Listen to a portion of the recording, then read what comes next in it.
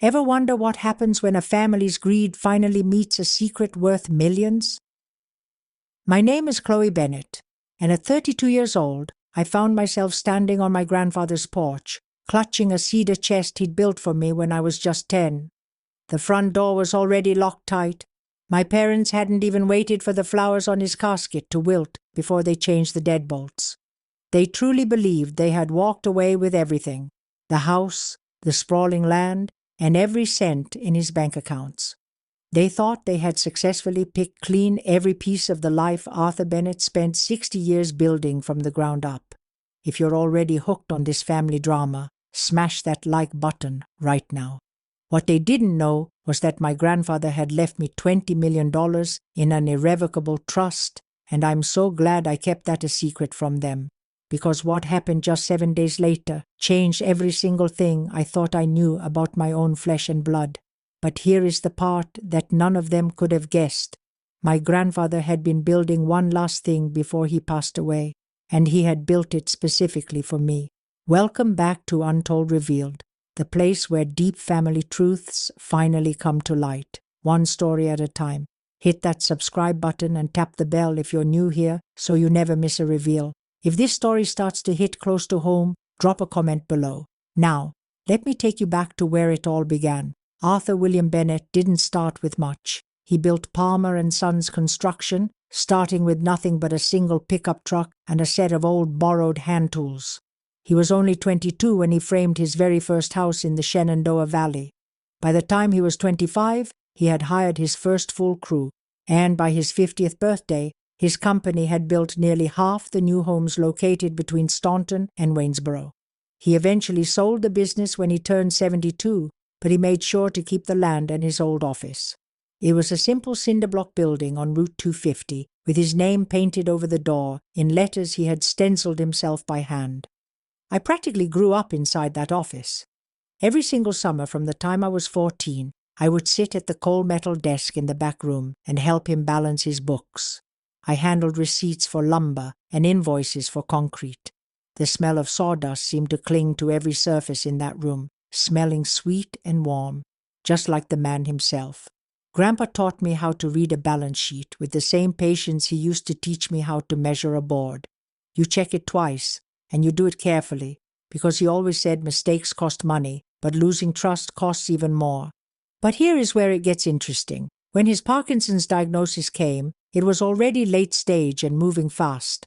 I was the one who drove to his house every single morning. I helped him eat his meals when his hands shook too much. I read him the Staunton News Leader out loud. I reconciled all his accounts right there on his kitchen table while he dozed off in his favorite recliner. My parents, on the other hand, claimed they were just too busy to help.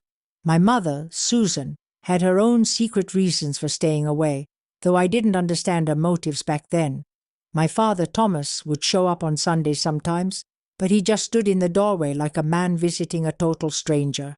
I did this for 3 long years. 3 years of feeding him soup, filing his complicated taxes, and watching the strongest man I had ever known slowly shrink into his chair. The day before he died, he pressed his sterling silver pocket watch into my hand. It was worn smooth from years of use.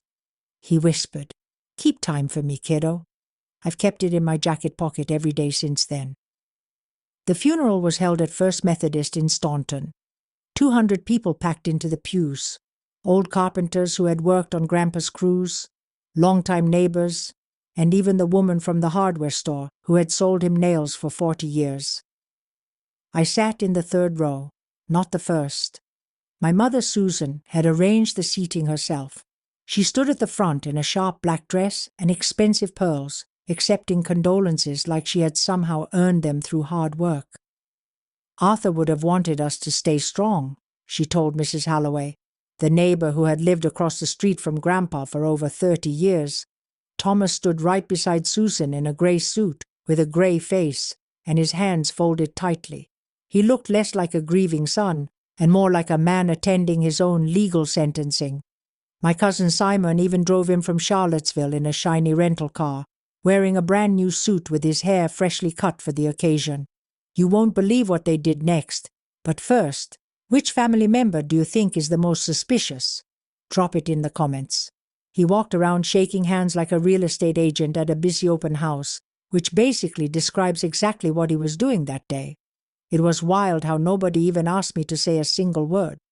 I had spent 3 whole years right by Grandpa's bedside, taking care of him every single day, yet nobody thought I deserved a turn with a microphone.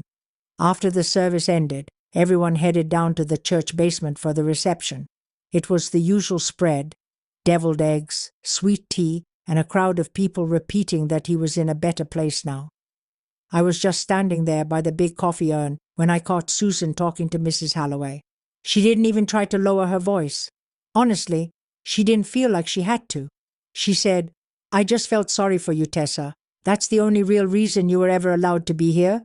I heard every single syllable perfectly, even over the loud hum of the coffee machine and the voices of 200 people pretending that death is something easy to handle. If you're finding this story as crazy as I did, hit that like button right now to help us out. But here is where things start to get really tense. I didn't give her the satisfaction of a reaction.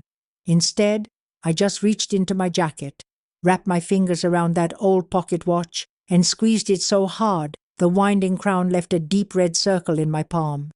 About 10 minutes later, Simon tracked me down by the coat rack. He dropped his hand onto my shoulder like we were the best of friends. He leaned in and said, "Listen, Cus, the family has some big plans for the house. You should probably head over and start packing your junk out of Grandpa's room." 2 days after we buried him, I drove over to the house to grab my belongings. The first thing I noticed was the deadbolt.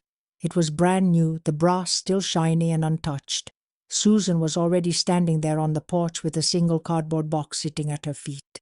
"I went ahead and packed what was yours," she told me. She gave me the kind of fake smile people wear when they're handing you a heavy parking ticket. Inside that box was just a few changes of clothes, 2 old paperback books, my notebooks from college, and the cedar chest Grandpa had built for me when I was only 10 years old. I remember how he planned that wood himself in his shop, sanding it until it felt like smooth silk and carefully carving my initials, TAP, into the lid. Inside it, I kept my pencils, old report cards, and a Polaroid of Grandpa and me at the county fair. Susan's voice sounded sickeningly sweet as she told me, "The house is officially part of the estate now. Thomas and I are taking care of everything. It's exactly what your grandfather would have wanted." Now this is where it gets interesting. Behind the screen door, I could see Thomas holding a mug of coffee. His hand was shaking noticeably. It wasn't because of grief, though. It was something else entirely, something I wouldn't fully understand until much later. He wouldn't even look me in the eye. Across the street, Mrs. Holloway was out watering her flowers. She stopped what she was doing and just watched us. She didn't wave or say hello. She just stood there with the hose running, and I knew right then she was witnessing every bit of this drama. Make sure to hit subscribe and tap that bell so you don't miss the next part of this reveal. I picked up the heavy box and tucked my cedar chest under my arm. "I'm going to need the rest of my things," I said firmly. Susan just tilted her head to the side. "There is no rest," she replied coldly. I loaded the box into my old Civic and drove 25 minutes east on Route 250 back to my tiny apartment in Harrisonburg. It was just a 600-square-foot place, Unit 3B, sitting right above a dry cleaner. The cedar chest sat right there on the passenger seat next to me. When I finally parked, I checked my phone and saw a missed call from a 5 in 40 area code. There was no voicemail left. I didn't call back right away because Grandpa had specifically told me to wait. You won't believe what he told me before he passed. 6 months before he died, Grandpa called me into his woodshop. He was already using the wheelchair by then, and his hands were curled up, but his eyes were still the same, sharp, patient, and always measuring everything. "I need you to listen closely," he whispered. "Don't write any of this down, and don't you dare tell a soul." Then he told me about the trust. It was an irrevocable trust he had set up 15 years ago with a lawyer named Beatrice Sterling in Richmond.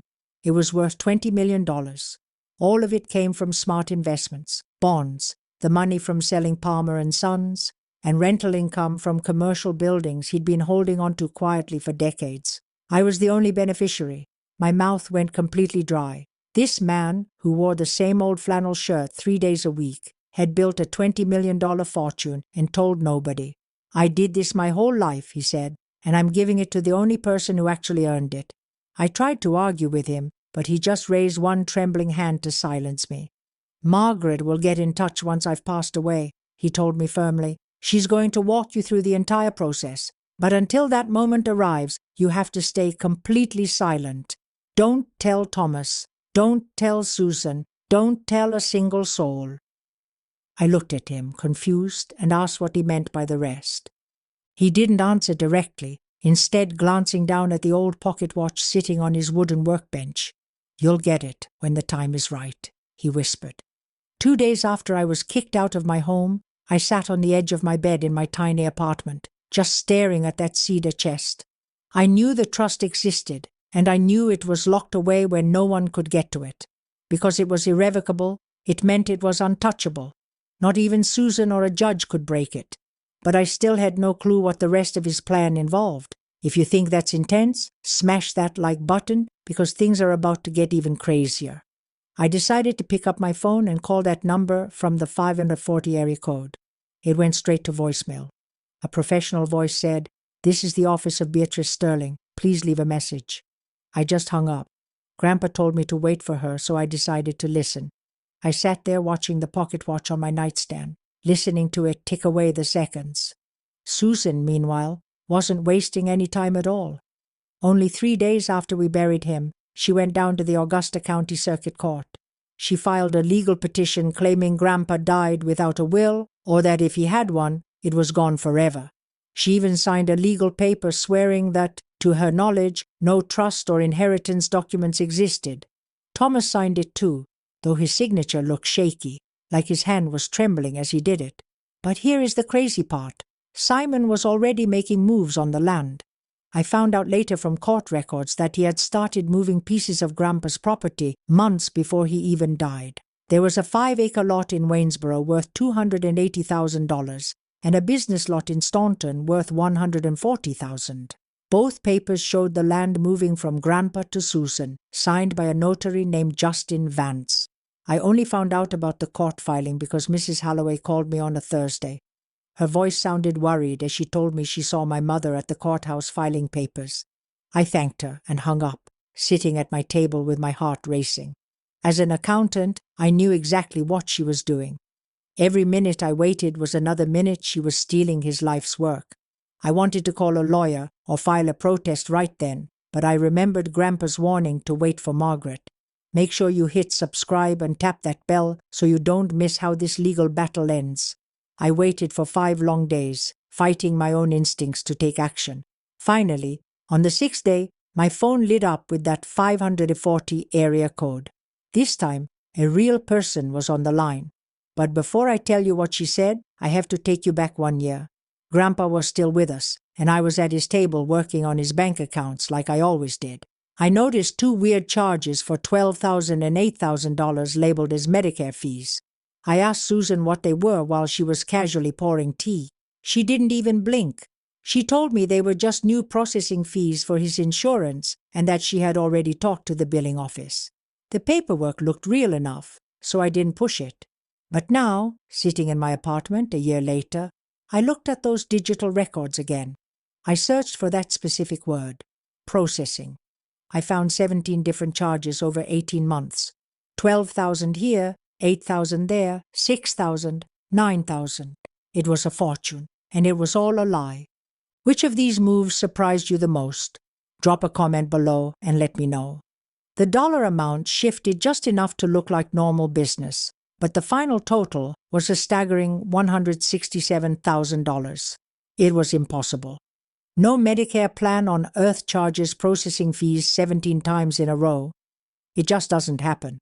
Susan hadn't just told me a small lie once. She had designed an entire system to drain him dry. I started pulling up the digital authorization forms for every single one of those charges. Every one of them featured Thomas's signature, clean, firm, and perfectly steady. It looked nothing like the shaky handwriting I'd watched get worse over the last 3 years. The same hand that couldn't even hold a coffee mug at the funeral without trembling had somehow signed off on 6 figures worth of money transfers without a single wobble. But here is where things get even more suspicious. My phone started ringing with a local 540 area code. I answered it before the second ring could even finish. Beatrice Sterling's voice had that specific kind of professional calm you only get from 30 years of giving people bad news in expensive offices. She told me she was sorry for the delay, but my grandfather had given her very strict instructions to wait exactly 7 days after his death before reaching out to me. She said she had documents he prepared and that we needed to meet in person immediately. If you're finding this mystery as crazy as I am, make sure to smash that like button and let me know your theories. I asked her if this was about the trust, and she told me the trust was only the beginning. There was much more to it. She gave me an address in Richmond and a time, tomorrow morning at 10 o'clock. I scribbled it on the back of a random grocery receipt just to give my shaking hand something to do. I mentioned that my mother, Margaret, had already filed a probate petition claiming Grandpa died without a will. There was a long silence on the other end, the kind of silence that tells you the person already knows exactly what's going on. She just told me we would discuss everything tomorrow and told me to bring the cedar chest. Now, this is where it gets interesting. After I hung up, I saw the pocket watch ticking on my nightstand, steady as a heartbeat belonging to someone who wasn't there anymore. I packed a bag and buckled the cedar chest into the passenger seat of my car. I set my alarm for 5 a.m. Richmond was about 2 hours east on the highway, cutting through the Blue Ridge Mountains and past Charlottesville, where Simon was busy selling houses to people who actually trusted him. I drove past exits for small towns where people still handled things with handshakes. Grandpa was a man who lived by paperwork. He kept receipts for every single piece of wood and contracts for every job he ever took. He once told me in his workshop, with sawdust still on his boots, that people will lie to you, but numbers never do. Make sure you hit subscribe and tap that bell so you don't miss the next part of this reveal. I drove to Richmond the next morning without telling a soul where I was headed. I sat in that car for 3 hours, thinking about every time I had looked over Grandpa's books, every weird number I'd noticed and then ignored because I wanted to trust my family. If you've ever had that nagging gut feeling that someone close to you is hiding something dark, stay with me, because what I found next proved that the numbers really don't lie.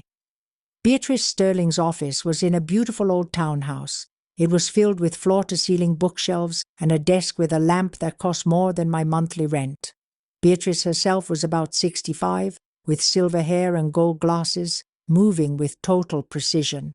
She explained that Grandpa hired her 15 years ago for his trust, but 2 years before he died, he asked for something very unusual. He wanted her to hire a forensic accountant named Ray Mitchell. She slid a 47-page report across the desk toward me. As soon as I opened it, my training took over. My eyes flew down the columns of numbers. Susan had moved $342,000 out of Grandpa's accounts over 28 months. She split it between 3 accounts, one for her, one for Thomas, and one for a shell company called Palmer Family Holdings, where Susan was the only member. The way she pulled this off was so clever, it actually made me feel sick to my stomach.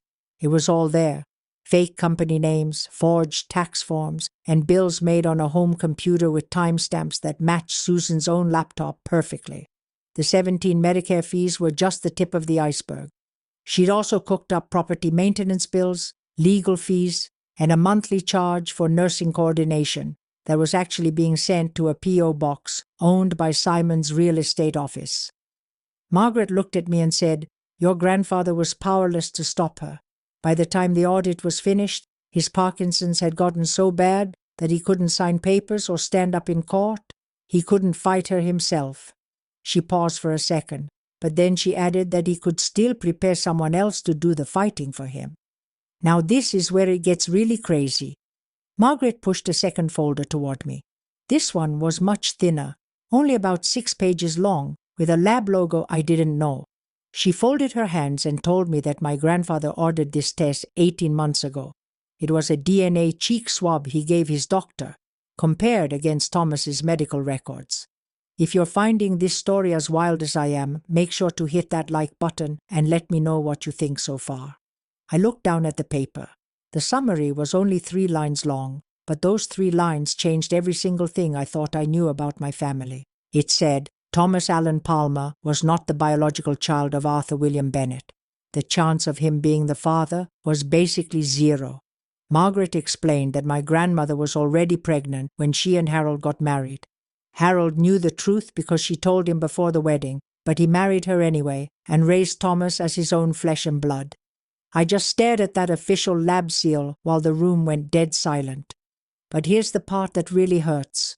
Margaret told me Harold never held it against Thomas because he truly loved him. But a few years ago, when Susan started stealing the money, Harold realized a truth he didn't want to face. Thomas knew. He'd known since he was 18 because his mother told him on her deathbed. Susan found out the secret early in their marriage and used it against him. I asked her how, and she said it was leverage. Every time my father hesitated or questioned a document Susan wanted him to sign, she reminded him that one phone call could tell the world he wasn't really a Bennett. Thomas signed everything because he was terrified of losing his entire identity. Wait until you hear what was hidden in the house. I put the folder down, realizing my father wasn't my grandfather's blood, yet Grandpa had chosen him anyway. He chose to marry Gloria and chose to give Thomas his name and his company for 40 years. And Thomas thanked him by letting a woman strip the house while the old man was still alive. Before I left, Margaret asked if Harold gave me a wooden chest made of cedar. She held her hands out to show the size, and it was the exact same box sitting in my car. She told me to check the bottom because there was a secret compartment Harold built himself. Make sure you subscribe and hit the bell so you don't miss how this ends. I drove home with the folders and the chest on the seat next to me. My apartment was still and full of golden afternoon light. I put the chest on my bed and took out the old pencils and the photo of us at the fair in 2004. I felt along the bottom of the wood until I found a tiny crack that didn't match the grain. I pressed down hard. The wood shifted, revealing a hidden space. The smell of fresh sawdust hit me instantly. It wasn't a musty or old scent at all. It actually smelled exactly like his old workshop. It was as if he had just sanded down a piece of wood yesterday and packed all the fresh shavings inside to keep everything safe. Tucked away in that secret spot were two specific items. First, there was a sealed envelope made of heavy, cream-colored paper. The back was held shut with a thick circle of red wax. That was the kind of thing Grandpa only used for his most formal letters, which almost never happened. Next to it sat a small brass key. It didn't have any markings on it, but it looked exactly like the kind of key used for a high-security safety deposit box. I carefully broke that wax seal to see what was inside. There was just one piece of paper with Grandpa's familiar, blocky handwriting on it. It said, Bank of Clark County, Staunton Branch, Box 1147. Use the key. Just 4 short lines. There was no long explanation or emotional goodbye. These were just direct instructions from a man who always measured twice and never wasted a single word. I held that brass key up to the light, feeling how warm it was from sitting inside the cedar wood. Grandpa had spent his entire life building things, houses, successful companies, and even a family that honestly didn't deserve him. Even now that he was gone, it felt like he was still building something, laying it out one layer at a time. If you're enjoying this mystery so far, smash that like button to help us out. But while I was discovering these clues, Susan wasn't slowing down for a second. While I was busy driving back and forth to Richmond, she had already filed a motion in the local court. She was asking a judge to freeze every single asset in the estate. That included Grandpa's house, the 2 big plots of land she had already illegally moved into her own name, and every bank account still listed under Harold J. Palmer. To make things worse, Simon turned in a sworn statement to help her out. He claimed that as a licensed real estate professional and a member of the family, he could confirm that those property transfers were exactly what Arthur Bennett wanted. Licensed, professional, and family. He managed to be lying about all 3 of those things at once. The court papers showed up at my apartment by certified mail on a Friday afternoon. The clock was ticking. I had exactly 30 days to file a response, or I would lose my right to fight them forever. Now, this is where it gets really intense. I called Margaret immediately to tell her they were moving fast. She told me they had to move fast because the trust is irrevocable. Once a court actually sees that document, their entire legal claim is going to fall apart. They were clearly racing to sell everything off and get the cash before anyone could take a closer look at the paperwork. I told her we needed to be the ones to look first. Margaret then introduced me to a woman named Diana Walsh. She was a tough litigation lawyer in Staunton who focused entirely on estate fights and people breaking their legal duties.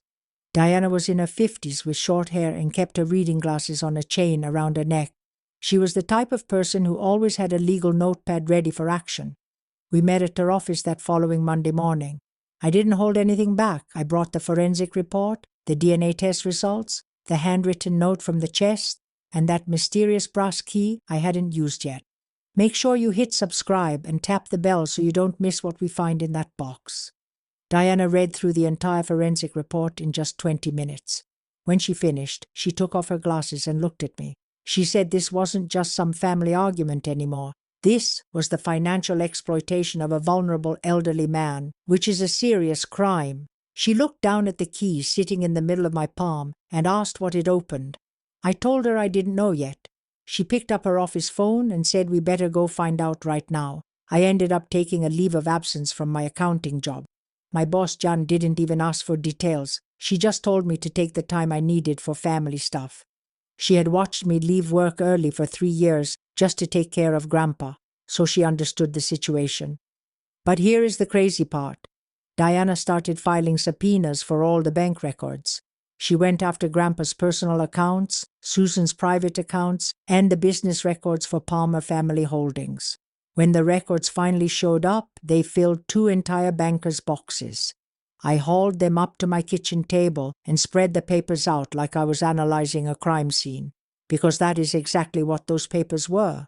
I started sorting everything by date and filtering by the dollar amounts.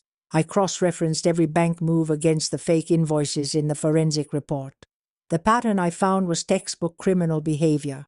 Susan had been breaking her money transfers into small amounts, just under $10,000. She was doing this on purpose to avoid the banks filing automatic reports with the government. There was $80,900 here and $9,700 there. I found 14 different transactions that stayed just under that limit, all moving through different accounts every time. Which of these moves surprised you the most? Drop it in the comments below. The total amount stolen through Harold's personal bank accounts hit $342,000. Another $78,000 had been moved through the Palmer Family Holdings, LLC. The grand total was $420,000. This wasn't some accidental mistake or messy bookkeeping. It was a carefully designed plan. I worked for 6 days straight, surviving on 2 a.m. coffee with spreadsheets covering every flat surface in my house. I tracked every single dollar from the start to the finish. Money went from Harold's account to a fake vendor, then from that fake vendor to Susan's holding company, and finally into her personal checking account. It was a perfect loop, and Harold's signature was forged on every single paper. On the 6th night, Diana called me. She asked if I could track every cent to its final destination. I told her it was already done. She said it was time to use the brass key.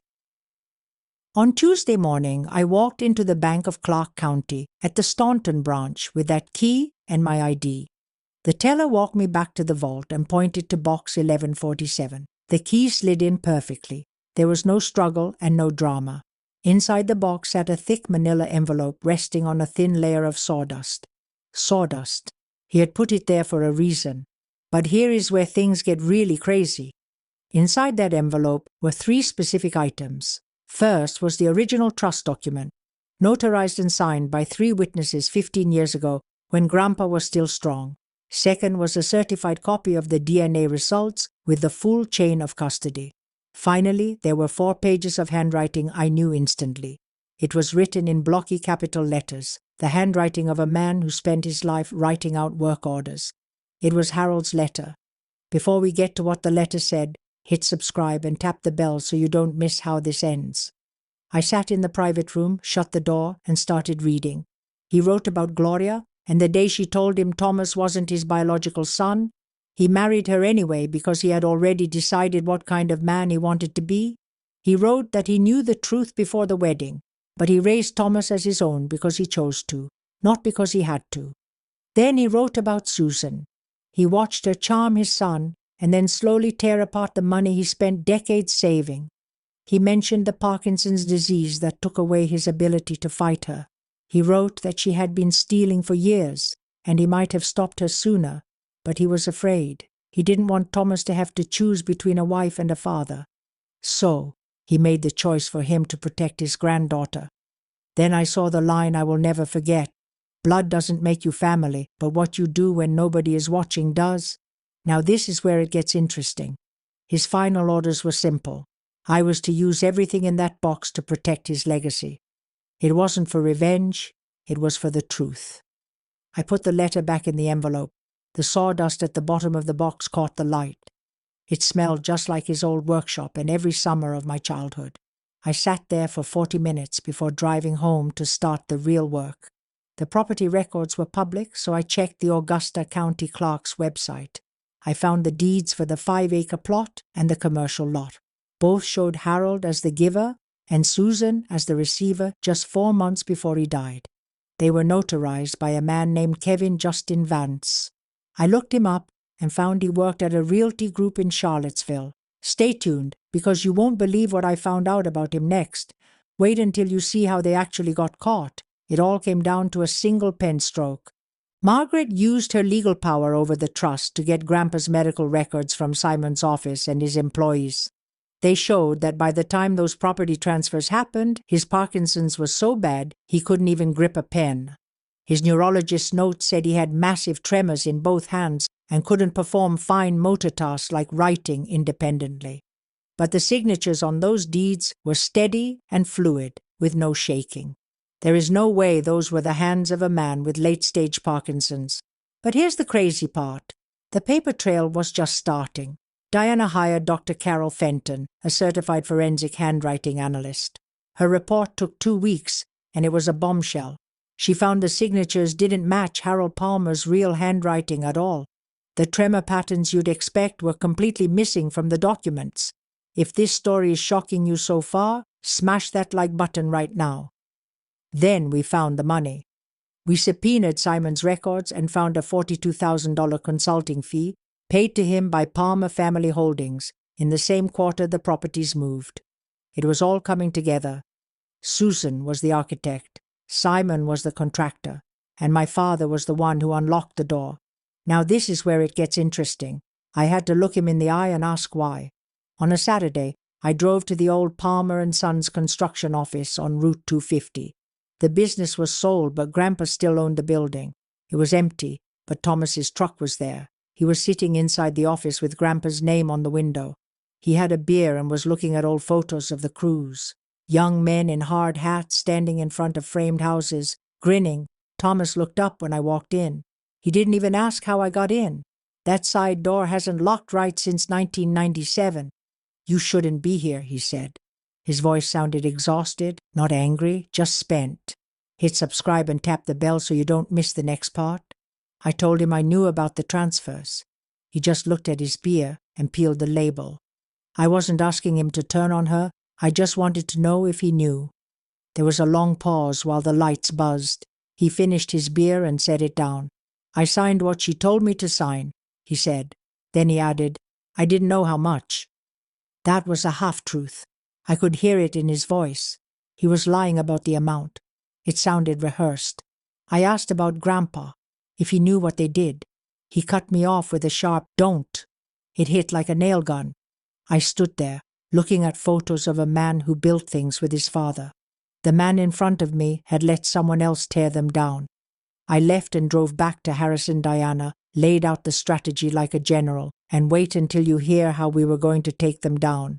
Step 1. We file an objection to Susan's probate claim and present the irrevocable trust. That move alone pulls the $20 million out of the estate entirely. Step 2. We present all the forensic accounting evidence to prove the property transfers were fake. We're talking forged signatures, fraudulent notary stamps, and a massive breach of duty. Step 3.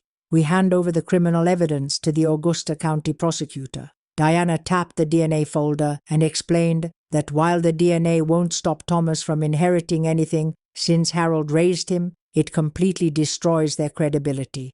Susan and Thomas are basing their whole case on the idea that they're Harold's only real family, and I'm just a granddaughter who visited occasionally. This proves their heir isn't even related to Harold, while the person Harold actually trusted is sitting right here. I stared at the whiteboard, my head spinning. I told Diana I didn't want to destroy my father. She said we would keep the focus on Susan, and Simon's role would come out naturally during the trial. If he was just following orders, the judge would see that. But then she warned me, once we go to that hearing, every dirty secret is going to be dragged into the light. The fraud, the stolen money, the DNA results, everything. And my father would be sitting just 10 feet away from me. I felt the weight of Grandpa's pocket watch in my jacket. His letter was about finding the truth, not getting revenge. I told her I was sure, but here is where things took a turn. On a Wednesday, Susan showed up at my apartment with no warning at all. I saw her sedan parked out front and then heard a sharp, aggressive knock on my door. Simon was sitting in the car with the engine running. When I opened the door, Susan was wearing her concerned mother mask. She started acting sweet, telling me how hard this has been and saying we should just handle the estate together as a family. I didn't fall for it. I just told her that Beatrice Sterling was handling my grandfather's affairs now. If you're enjoying this legal drama, make sure to hit subscribe and tap the bell so you don't miss the next chapter of this story. Susan's face went pale. The mention of that name hit her like a bucket of ice water. She recovered quickly, trying to claim the lawyer had retired years ago, but I knew she was lying. Then she tried a different approach, softening her voice and telling me that Grandpa wouldn't want lawyers tearing the family apart. She kept saying that family comes first. I looked her right in the eye and told her that Grandpa was the one who hired the lawyer in the first place.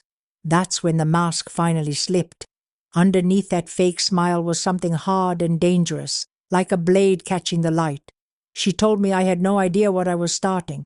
I told her I knew exactly what I was starting.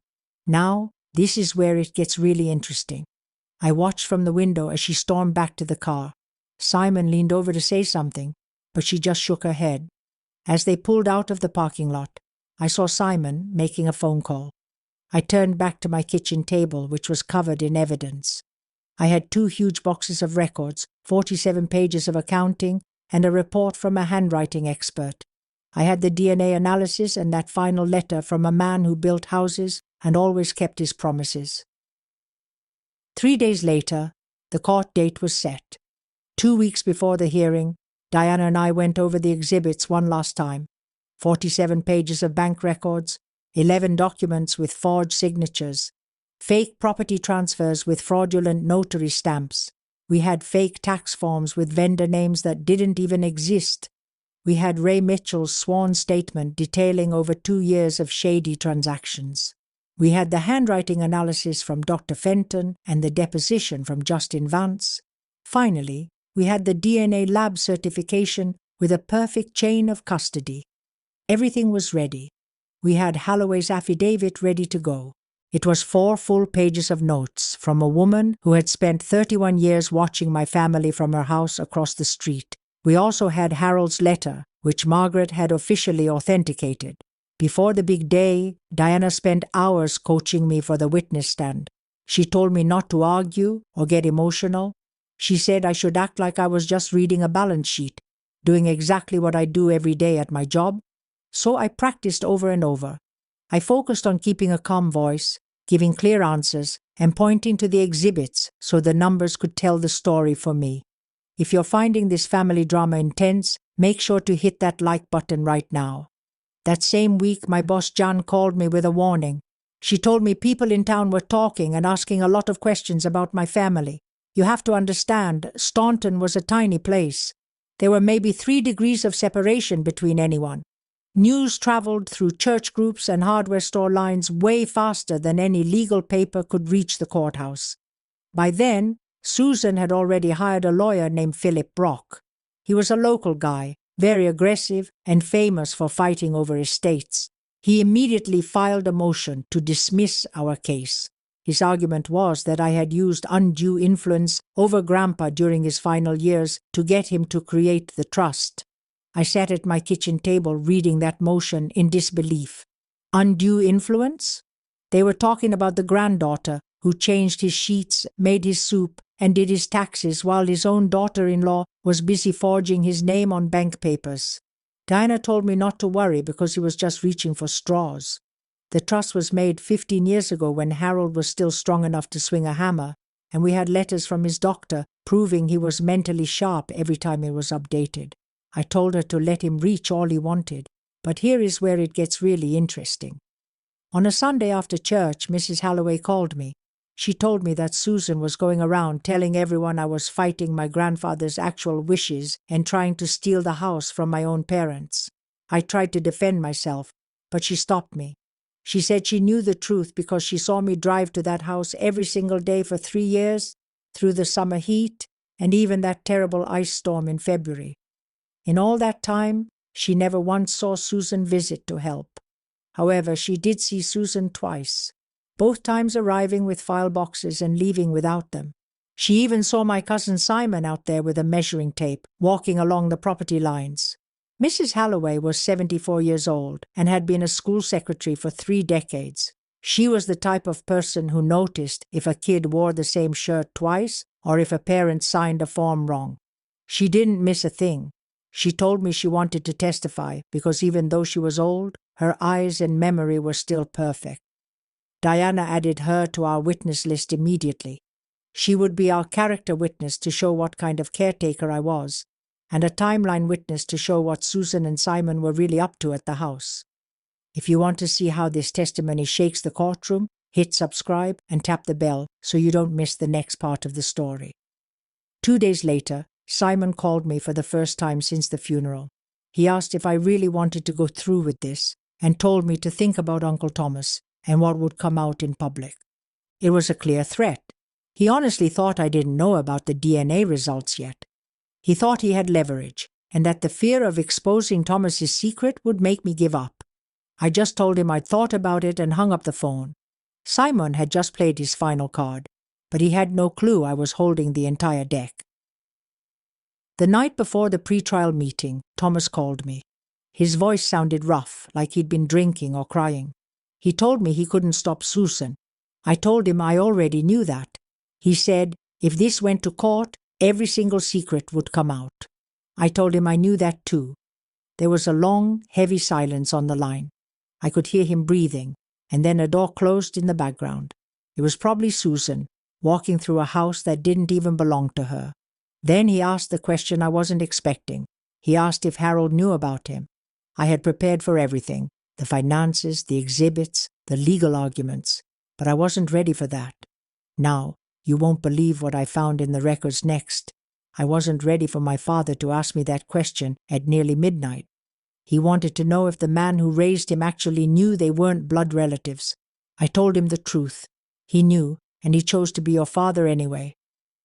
There was a long, heavy silence on the line. I heard Thomas put something down, probably a glass of whiskey. He whispered that he didn't deserve that kind of loyalty. I told him he might be right, but he got it regardless because that's just who Harold was. Without saying another word or making a single promise, he hung up. He didn't say he'd help me, and he didn't say he'd stop Susan. I just heard the click of the phone and the distant sound of his truck engine. He was back at the old office, drinking by himself in a building that still had his father's name on the glass. By the way, if you're finding this story as intense as I did, hit that like button. It really helps out. I stayed awake in apartment 3B, listening to the pocket watch on my nightstand. I spent the whole night checking the numbers again. I didn't need to, but numbers don't lie, and lately people were doing nothing but lying. But here is where things got real. The pre-trial meeting was set for 9 a.m. at the Augusta County Court. Judge Martha Hensley was in charge. She was a tough woman in her 50s who did her homework and read every single page of a file before walking into the room. Philip Brock started things off for Susan. He tried to sound as sympathetic as possible, claiming the trust was made while Arthur was weak and vulnerable. He pointed his finger at me, saying I was his only caretaker and took advantage of a man struggling with Parkinson's. He argued I had forced my grandfather to change his will. Then Diana stood up. She didn't use any cheap tricks. She calmly explained that the trust was actually created 15 years ago when Arthur was 70 totally healthy, and still running a massive company. She reminded the judge it was signed by 3 witnesses and a notary. It had only been updated once, much later, and we had a letter from his doctor proving he was mentally sharp at the time. She held up our evidence binder like a shield. We were ready to show the original papers and, more importantly, proof that Susan had been messing with the estate's money. Now, this is the part where the tables started to turn. Make sure you're subscribed with notifications on so you don't miss the next twist in this legal battle. Judge Hensley looked right at Brock and demanded to see the original documents. Then she dropped a bombshell. She ordered both sides to hand over every single financial record from the last 3 years. Brock started to stumble over his words. Behind him, Susan turned pale and started whispering frantically in his ear. Brock tried to argue against it, but the judge wasn't having it. She set the hearing for October 14th and walked out. Seeing Susan's face at that moment was incredible. For the first time she looked scared. Her jaw tightened and her eyes went cold. It was the look of someone who realized their secrets were about to be dragged into the light. I found out later through the legal filings what happened that night. Simon called Susan, panicking. He realized the court was going to look at the property records. His name and Kevin's name were all over the fake notary trail. He told her this wasn't just a small disagreement anymore. It was becoming a crime. Susan told him to stay calm and suggested they just lie and say Harold gave them verbal permission. But Simon knew better. You can't claim verbal permission from a man who can't even hold a pen. That's when the house of cards started to fall. Justin Vance, the notary who helped Simon, didn't call his friend back. Instead, he called a high-priced criminal lawyer. What do you think Susan's next move will be? Let me know in the comments. In less than 2 days, Kevin's lawyer reached out to Diana with an offer. In the legal world, they call it cooperation. But let's be real. It's a betrayal. Kevin was ready to sign a sworn statement admitting that Simon pressured him to notarize those property papers without Harold ever being in the room. In return, Kevin just wanted a promise that the state attorney would go easy on him when it came time to file criminal charges. Diana looked at me and said, "He's flipping." It was the breakthrough we needed. Simon's own notary was about to get on the stand and tell the world those signatures were fakes. If you're hooked on how this family's falling apart, do me a huge favor and tap that like button right now. But here is the crazy part. Simon knew the walls were closing in. He drove straight to Staunton, and based on what Thomas told me later, I can picture exactly how it went down. Simon was pacing back and forth in Grandpa's kitchen, his nerves shot. Susan was leaning against the counter, and Thomas was just sitting there at the table, watching the chaos. Simon snapped, saying, "You told me this would be easy. In and out, no one gets hurt." Susan didn't even blink. She just said, "No one was hurt. We're family, and that money was always meant to be ours anyway." Simon shot back that Tessa was family too. Susan just picked up her coffee and dismissed her own child, calling Tessa nothing more than a bookkeeper with a grudge. Thomas spoke up quietly from the table, reminding her that Tessa is their daughter. Susan didn't even answer him. She just took a sip of her coffee and started talking about the court date, treating the word daughter like a small detail she could just brush aside. 1 week before the hearing, I met Diana at her office for a final run-through. We went over every single piece of evidence we were about to drop on them. We had the original trust from 15 years ago. It was ironclad. We had doctor notes proving Harold was mentally sharp every time he updated it. Then there was Ray Mitchell's financial report, a massive 47-page document showing exactly how $420,000 moved from Harold's accounts directly to Susan. We had 11 forged papers with handwriting analysis from Dr. Fenton, proving the signatures weren't even close to Harold's real writing. We had the land records showing 2 properties worth nearly $500,000 moved into Susan's name with those fake notarizations. Hit subscribe and tap the bell right now so you don't miss the moment the judge sees all of this. Now, this is where it gets interesting. Along with Kevin's confession, we had the records of the secret payments Simon took from the family company. We had the DNA results with a perfect paper trail, Mrs. Halloway's sworn statement, and Harold's final letter, which Margaret was ready to verify in person. Diana shut the heavy binder and looked at me. "This isn't just a court case anymore," she said. "This is an audit with a gavel." Everything was lined up. Margaret would talk about the trust, Ray would explain the stolen money, and the doctor was ready to testify via video. Mrs. Holloway even told me she had her best church dress, pressed and ready for the front row. I reached into my pocket and felt the old watch. It was warm from my leg, just like it used to be warm when Grandpa carried it. I looked at Diana and said, "Let's go." The hearing landed on a Tuesday in October. Driving down Route 250, the maple trees were turning a deep, honest red, the kind of color that only shows up when the air gets cold enough to strip a tree down to its core. We walked into courtroom 2 of the Augusta County Circuit Court. It was a plain room with wood panels, bright lights, and an American flag that looked like it needed a good ironing. It was the kind of place where people fought over land and kids while the rest of the world went to work. On the left side, Diana and I sat at the table with the cedar chest sitting right there, marked as Exhibit A. Beatrice was behind us, looking calm with her silver hair and gold glasses. On the right side sat the opposition. Philip Brock was clicking his pen nervously over a yellow notepad. Susan sat next to him in navy blue, wearing those same pearls from the funeral, acting like she could wear her reputation like a piece of jewelry. Thomas was at the end of the table, his face looking grey and tired. He just stared at the floor and couldn't bring himself to look up at anyone. Which of these family members do you think is going to crack first? Let me know what you think in the comments. Simon was sitting right in the front row of the gallery, positioned as close as possible to the exit door. His foot was bouncing up and down nervously. Just behind him in the second row was Mrs. Holloway, wearing her Sunday church dress and her bifocals, sitting as straight and stiff as a fence post. A reporter from the local newspaper had a notebook resting on her knee, ready to write down every word. I also noticed 4 people from the neighborhood who I remembered seeing at Grandpa's funeral. They were scattered throughout the back rows. It wasn't a packed courtroom by any means, but it felt small and intimate.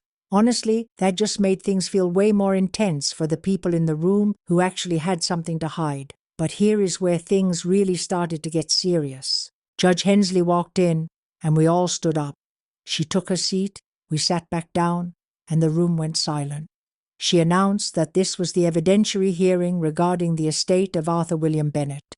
Susan Palmer was the one bringing the case, while Tessa Palmer was the respondent. Diana stood up and told the judge that we wanted to start by looking at the trust document. Right away, Brock jumped to his feet. He shouted that the validity of this supposed trust was exactly what they were there to fight.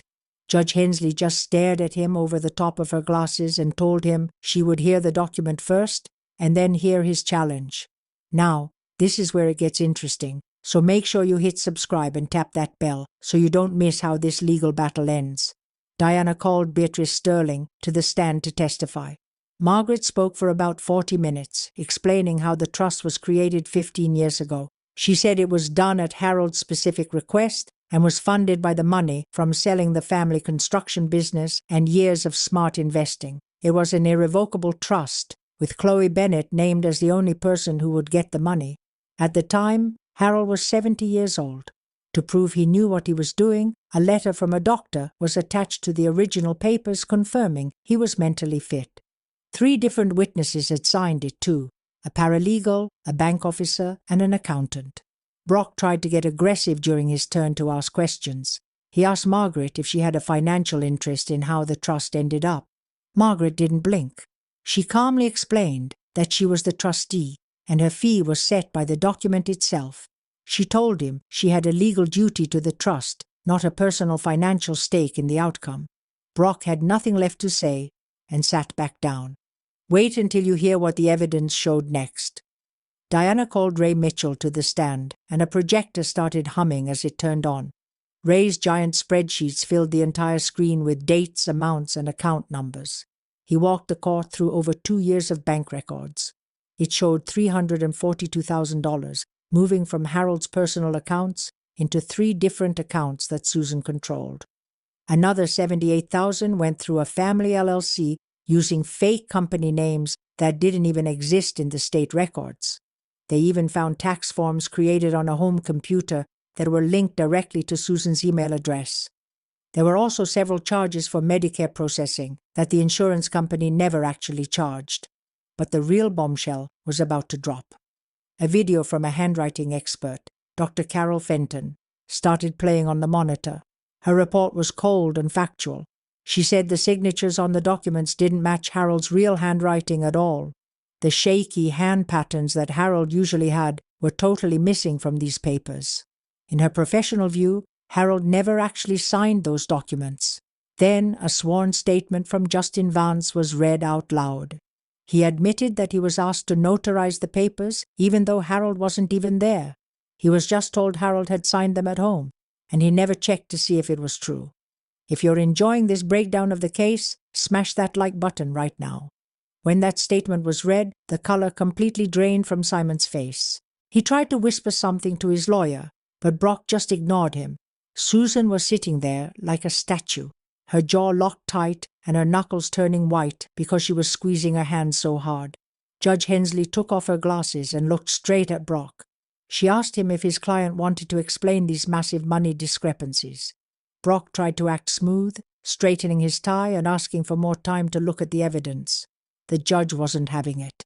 She reminded him he'd already had 30 days. Diana stood back up, ready for the next move. Which of these pieces of evidence do you think was the most damaging? Let me know in the comments below. Your Honor, there is one more vital piece of evidence regarding the petitioner's standing in this case. You see, Thomas Palmer's entire argument is built on the claim that as Arthur Bennett's only son, he is the primary heir, while Chloe Bennett is just a granddaughter with a weaker claim. Diana stepped forward and handed a thick folder to the court clerk. This is a certified DNA analysis conducted 18 months before Arthur Bennett passed away. It was done at his own request through his private doctor, and the chain of custody is fully documented. Diana began to read the summary aloud, and the room went dead silent. The analysis concludes with 99.98% certainty that Thomas Allen Palmer is not the biological child of Arthur William Bennett.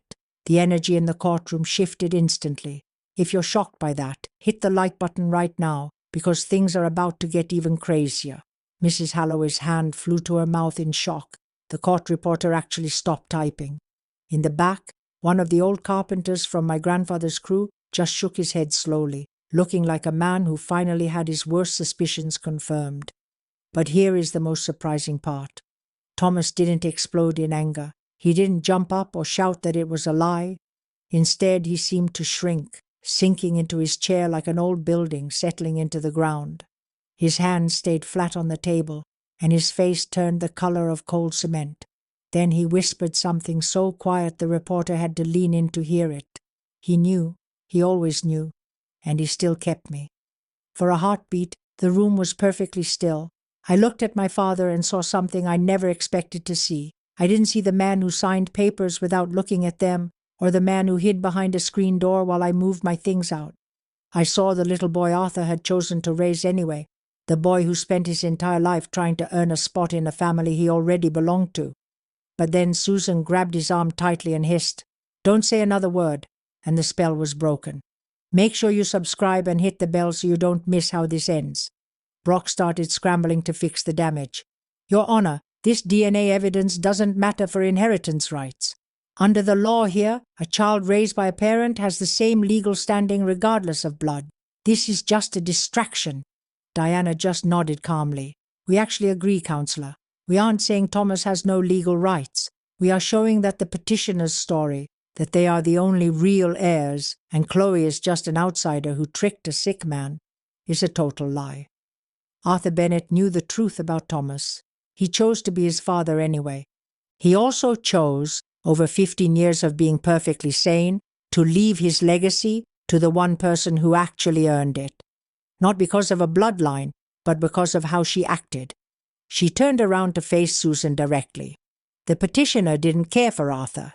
She didn't visit him, feed him, or read to him. She didn't help him with his business.